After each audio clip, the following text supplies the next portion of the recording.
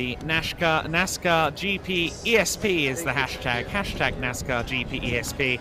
If you want to let us know if you're watching and where you're watching around the world, I believe we're going to go down to the grid. I have him beside me and behind me. All right, thank you. Good luck.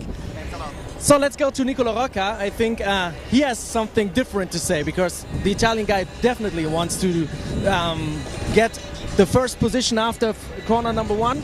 Let's see, where is he? Normally he's hiding when the races begins with a little bit of music. But I see Jill Inster, his teammate. So when Nicola is not available, let's get to Jill Inster. I know you're not racing in this race, but what do you have an advice for Nicola for this race? I think Nicola is so good, he don't need advices from me. I think the most important is to get a good start, get a clean first corner, and then I hope so that he will make immediately a little gap, and then just stay clean. Also, to don't break the car, I need it later. And for all the rest, I think he knows what he has to do. I don't know where Nicola is at the moment, but you have been in the car too. How well is this car racing car handling? The car is amazing. We had a long winter break. The car is amazing. Yeah, from first free practice on, we worked a little bit, made a little change on the setup, and now I think we have a pretty good car to one to the top. All right, I come to you later in Euro NASCAR too, so enjoy the Euro NASCAR Pro race. Okay, let's go further down the grid because we have more people to interview here. Maybe we go to John Koyakuli, who's standing right behind Alexander Graf in this beautiful pink 54 car. Let's see if we can grab Gianmarco. Gianmarco!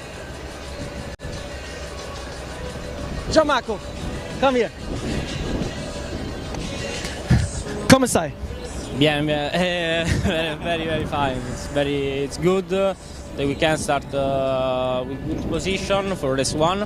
Beautiful car, and you're back in your NASCAR with Marcus de Motorsport, and it was a good qualifying for you. So what are your expectations? Yeah, it's not bad for the first qualifier of the season. I'm happy to be here again, and I will try to do my best during the race. Maybe top 5 will be good. We will see. Any strategies? You know the track very well.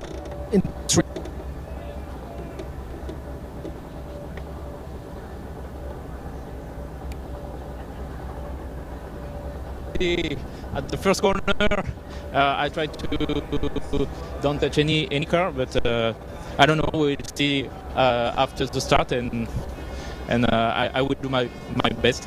All right, good luck. All right, let's see who else do we get. I think we can go to the Dutch guys of Team Blekemolen, the 69 car of Sebastian Blekemolen, who's really fast in Euro NASCAR Pro. At the moment, he's signing out.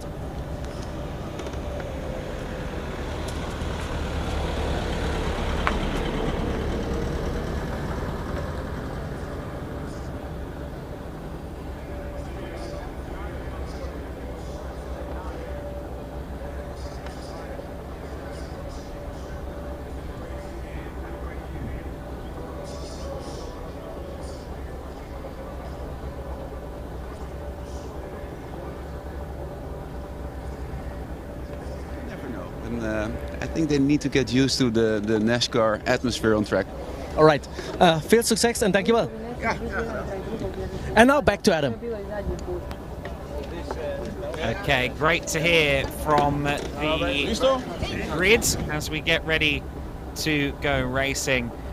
Just a few minutes away from going racing. And as you heard there, some comfort. He is now preparing to start from pole position here. He's done that plenty in Europe, in Scandinavia in particular.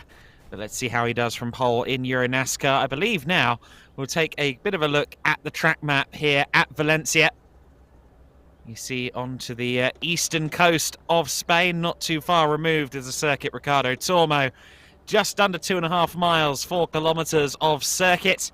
About 4 kilometers seems to be the median average. Circuit Lee seems happy enough and refreshed. Tobias Downhauer, who was actually the quickest in the main qualifying session for Euro NASCAR. But of course, the qualifying is split into 2 elements, the main session and then the Superpole. In the Superpole, he couldn't walk up. Will be carving through the pack a bit later. I have no doubt about that.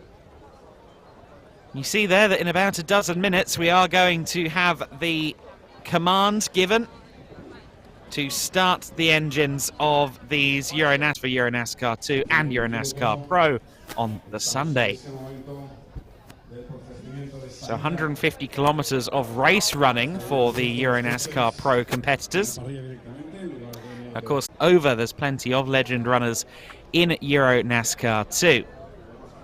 And in the Teams Championship, both teams, or both drivers from Euro NASCAR and Euro NASCAR 2, Euro NASCAR Pro and Euro NASCAR 2, they do each contribute. So there is an interesting team element in play there as well. It's not just preserving the car for your fellow driver, it's also making sure you keep your nose clean and provide as many points as possible together. So there you see the regular season point.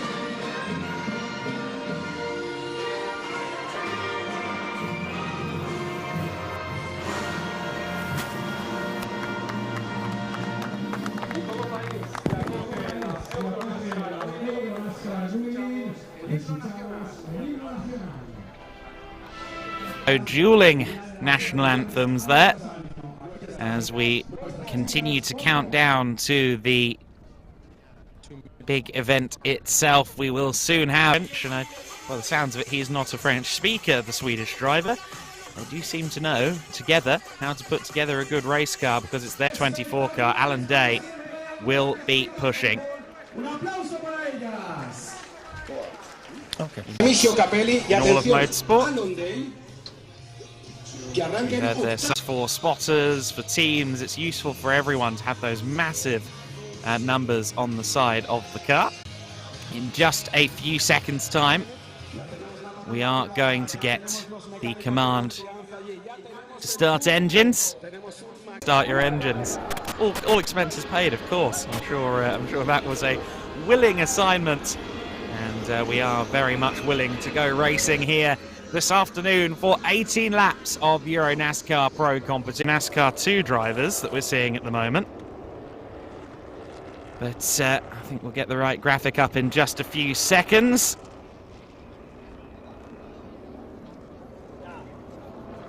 The drivers heading out of turn 2 now, onto turn 3.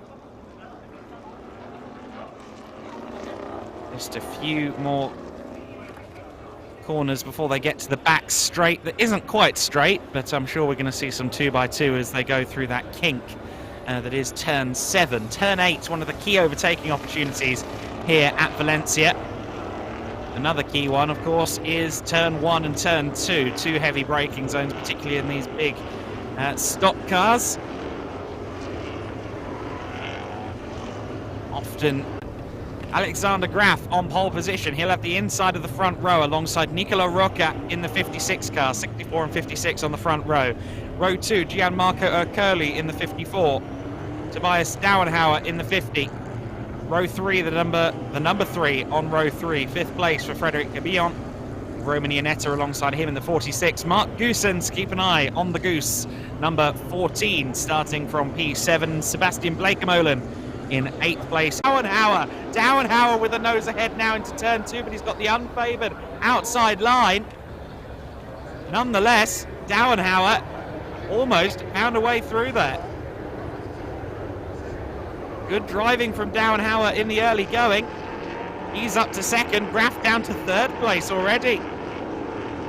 The rest of the field scything their way through the opening corners here at Barcelona, and it looks like they've done so relatively cleanly. Iannetta's made a good start. That's him challenging for 5th place. And just on the outside of him, I think that could be Seb Blekemolen, Sebastian Blekemolen. I think that is going around the outside of him. Tobias Dauenhauer in the 50k and Patrick Lemarie's off. Nonetheless, two drivers we expected to be very competitive are down towards the back of the order. You can see some damage on the 18 as well, I think, at the front there.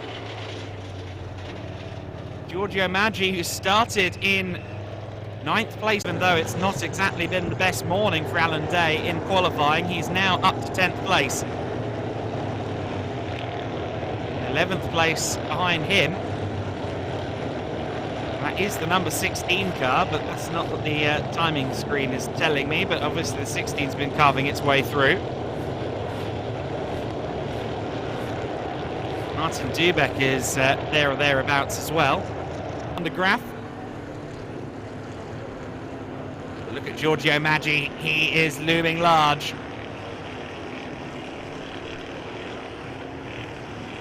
Through turn 12 they go, really testing the shocks as they jump over that negatively cambered corner. The leader though is still Nicolo Rocca, as this battle for fourth, make that a battle for sixth continues as well. Roman Iannetta under pressure from Frederic Gabillon. So after just a few laps of racing, we have the safety car out. Lap 3 had been completed at the time of the safety car coming out. 18 laps we're expecting here for 75 kilometers of competition.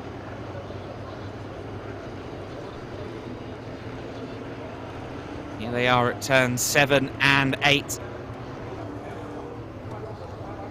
the caution is out for this. They are all identical. In reality, we do have the Euro NASCAR FJ bodywork. We've got Camrys, Camaros, Mustangs, and even a couple of shadows sprinkled in for good measure. You see one of them there going through shot, the number 16 of Capelli. Last year's Euro NASCAR 2 champion Martin Dubeck in 11th.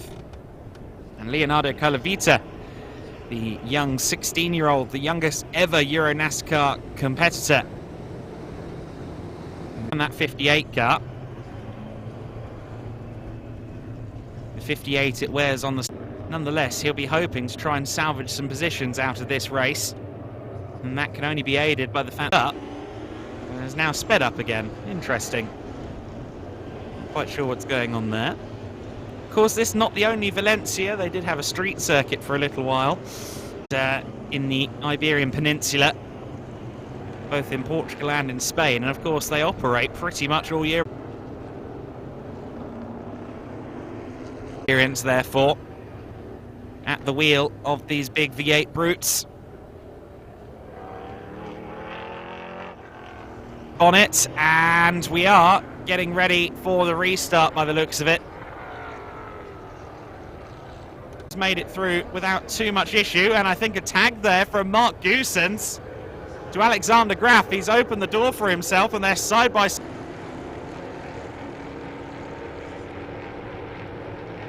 Wouldn't it be fabulous for Alan?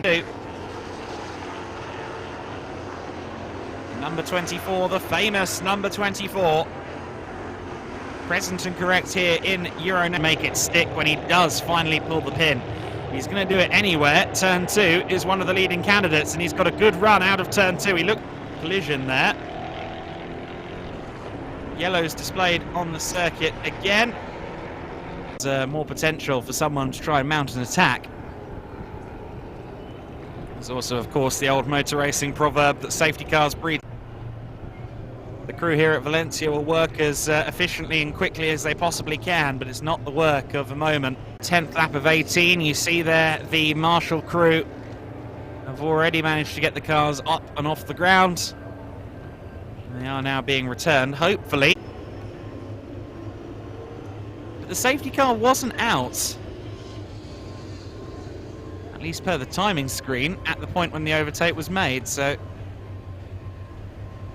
2 years, I think he will have every intention of being second as rarely as possible after those back-to-back runner-up results. Cars continue to roll around then.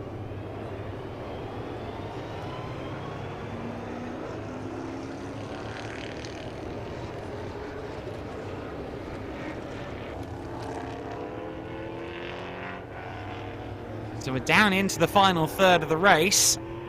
Do we go back to green flag? A podium from 16th on the grid would be hugely impressive. Also worth noting, on the fringes of the top 10, Lucas Lur around with the front end of the car all skew with, and unfortunately he's ended his race in the gravel.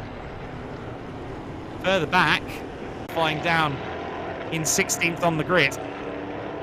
However, that is exactly where we see him at the moment. that Frederick Gabillon needs. Let's see. They come out of the final corner. Gabillon is welded to the rear of that number 7. Drive through for car number 47. That's Leonardo Colavita. This has been sensational motor racing from Alan Day. If he can get a podium, he will be a profit and capitalise. He looks to the outside line. Graf just on the rear bumper of Tobias, but I don't think there's going to be any shift in. Is the 56 of Nicolo Rocca. Well, by my very much mediocre math skills, I make that 4 points to Alan Day, unless someone thinks that's probably a good point well made there. I think Massimilio Lanza probably has that from the 56 car, Nicolo Rocca. And some congratulations there from Alexander Graf, who started on the pole position, but that's okay.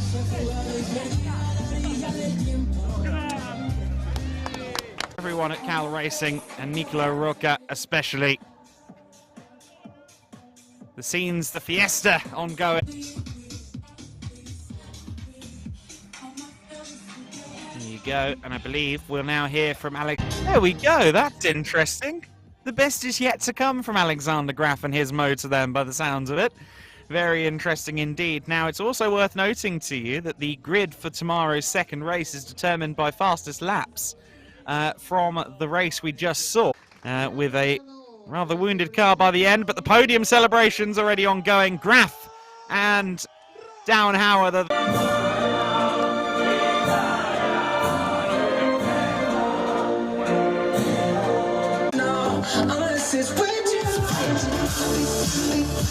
very interesting to watch Euro NASCAR 2 in a little while's time.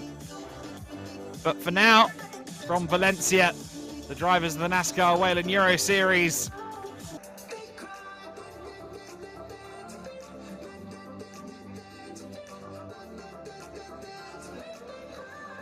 Packed day of racing here, not just with the NASCARs as well. We've got lots of support categories of all shapes and sizes. How challenging is it expanding from 1 to 4 cars?